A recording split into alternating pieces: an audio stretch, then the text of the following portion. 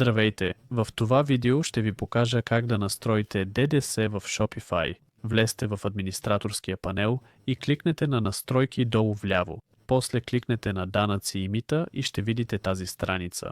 Може да видите съобщение, че не начислявате данъци за някои продуктови варианти. Кликнете редактиране на варианти и изберете тези, за които искате да начислявате данъци. В моя случай избирам всички и после кликвам запази. След това се връщаме обратно и отиваме пак в настройките и данъците. Тук има регионални настройки, например за ESS можем да кликнем и да настроим. Най-добре е да проверите сами, тъй като моята информация е без гаранция.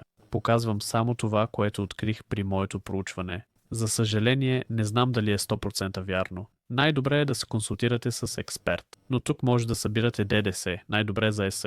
Ако продавате само в Германия, това стига. И кликваме тук. Тогава има две опции. Вероятно изберете втората, ако сте в ЕС страна Германия, с по-малко оборот в други ЕС страни. После въведете ДДС номера си и кликнете Събиране на ДДС. След това изглежда така. Имаме опция да създадем фактура за ДДС. Изберете това тук и добавете лого, ако искате. После имаме управление на данъчни ставки. Това е за проверка точността на ставките. За целта кликваме тук и виждаме два тестови продукта, които се нуждаят от категория, защото ДДС-то зависи от категорията. Избираме това и задаваме правилната категория, например електроника или облекло. После кликваме запази и се връщаме обратно. Тогава ни пренасочват тук. Отиваме отново в настройките и после в данъци и мита. По този начин можеш да направиш същото за другите данъчни зони. Сега кликвам отново на Европейския съюз и виждаме, че вече няма некатегоризирани продукти. Тук пише, че се прилага